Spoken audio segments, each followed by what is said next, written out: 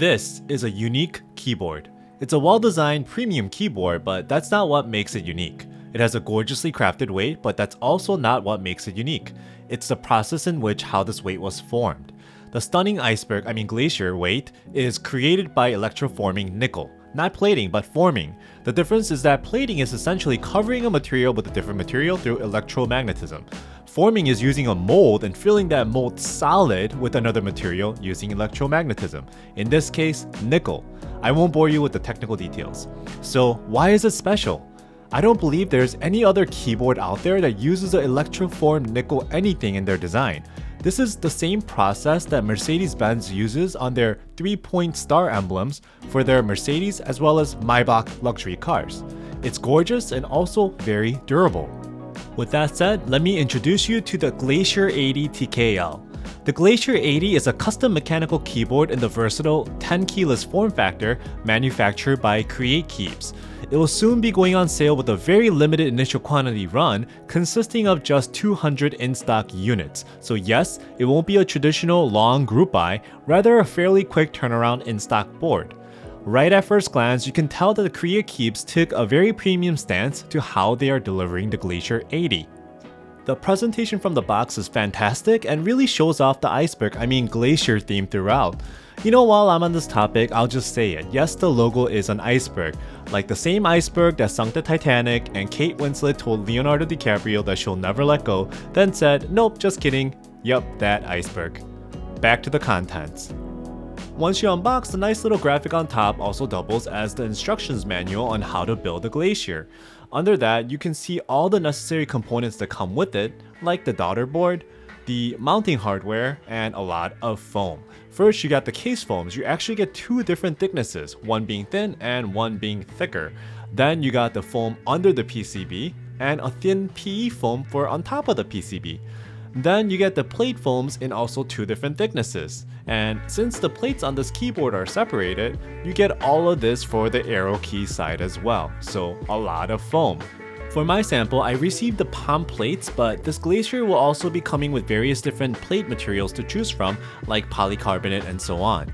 Here is a better look at how the plates are separated for the alpha section as well as the arrow key section. The plates also have a nice little Glacier design here as well.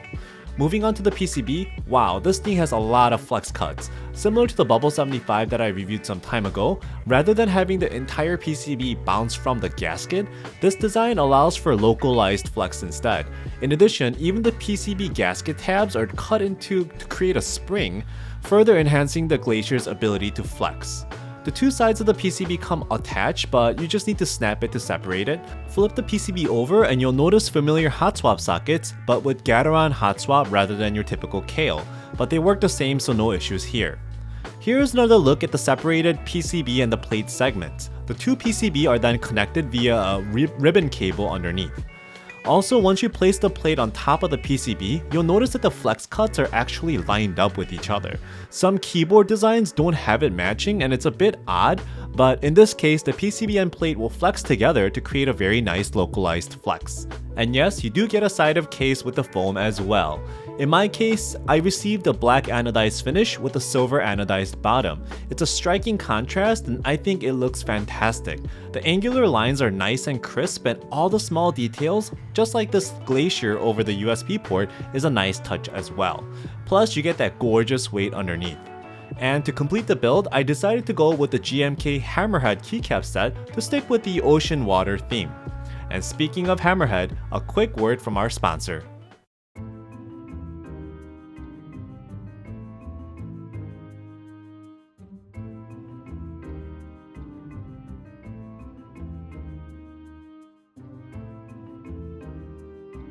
Hey, what are you doing? Good, my VPN's up. Surfshark is an online VPN tool to give you the ability to protect yourself behind a virtual private network. So what I mean by that is that Surfshark gives you the ability to browse privately, hide your location, block unwanted solicitation, and provide you the peace of mind, especially if you connect often to public Wi-Fi at airports and coffee shops. In addition, you're able to access content that is available elsewhere, not just in the US, and let me show you what I'm talking about here. In the US, we are blessed with the most amount of Netflix content, but one thing that is missing is any work by Studio Ghibli. As you can see here, there is absolutely no Ghibli content. So what I can do is fire up Surfshark and change the region to trick the internet to think I am somewhere else. In this case, I'm selecting Madrid, Spain. Now I could go into search and find Ghibli, and lo and behold, all the Studio Ghibli content is right here. I think this alone makes this worth it. So to wrap things up, Surfshark also allows you to connect to unlimited number of devices. You don't need multiple accounts for all your devices. Finally, Surfshark gives you the ability to get 30-day money-back guarantee, which is very important. So if you're not satisfied with Surfshark, you're able to contact them and get your money back.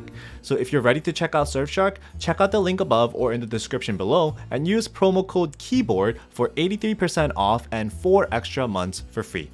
Thanks. Alright. Let's start by placing the gaskets on both the lower and upper cases. Similar to the bubble before, this design uses quite a few gaskets as well. Then install the USB daughter board as shown and connect the JST cable to the board. Next, we're going to select some lower case foam. For my preference, I decided to go with the thinner foam below to balance out dampening and also flexible room. You start by laying the layer of case foam into the lower case, then you follow it up with the under PCB foam right on top of that. We will then move to the PCB and install the brass standoffs as shown above. After installing some stabs, we're going to assemble this PCB foam and plate sandwich. The PCB and then the PE foam and then the plate foam and finally the plate, then you screw the whole entire thing together. Remember, since the arrow key area is separate, you have to repeat this process for this side as well. Once complete, connect the ribbon and the JST cables and lay the PCB and plate assembly into the lower case as shown. For this build, I'm using some wholly modded Durock V2 stabs. Finally, assemble the upper and lower case back together and pick out some nice switches that you want to use. For this build, I'm using some Cherry MX Black Hyperglides lubed with Krytox 205 and filmed. Hyperglides are not the smoothest, but I really do enjoy their sound, so that's why I chose it for this build. With the black case and the black switches, this has a very nice and menacing look to it. Kinda like the iceberg that sank the Titanic.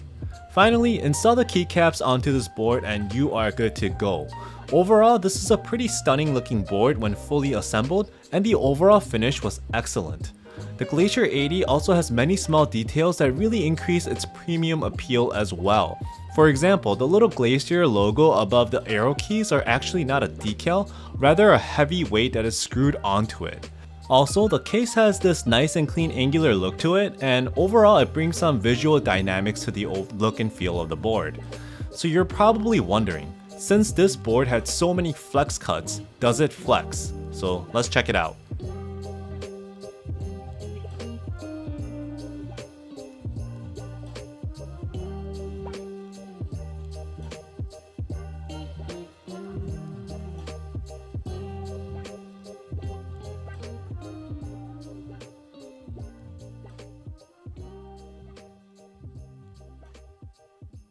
It sure does. The crazy thing is that if you remove one of the layers of foam, this thing flexes so much more. So you get to choose. Do I go for more denser sound or for maximum flex? It's your choice. So this thing looks good and it feels good. So what about the sound? Let's check it out.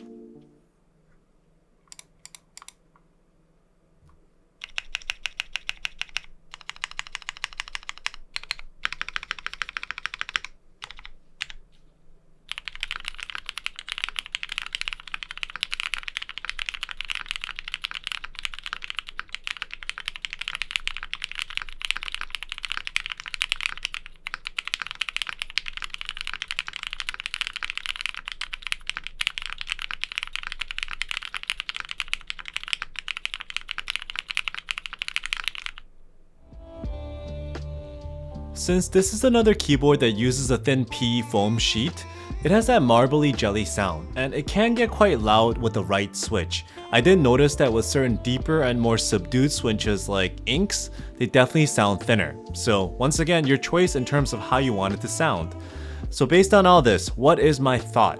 From a sound perspective, it's a good board, nothing fantastically different or better than another premium keyboard. Also has that PE foam, so it has that marbly effect. Feel of this keyboard, however, is very nice. It can get very flexible if you want it to be, or less so if you don't want it. But the main draw to this keyboard is its design and details. The overall look is fantastic with its contrasting black and white finish. The small details like the Glacier logo above the USB as well as the logo above the arrow keys are a nice touch. And best of all, that Glacier logo below the case, man, that is something else. This is one of these boards that I would rather show off its backside than the top. As mentioned before, this keyboard will be limited run of 200 units first come first serve and will cost around $400. It'll come in a variety of colors like black, blue, gray, red, white, I think I saw a sky blue in there somewhere, and will be fully QMK and VIA compatible. So if you want a piece of this, you better act fast. As usual, if you enjoyed this video, please like and subscribe and I'll have more content for you in the future. Thanks.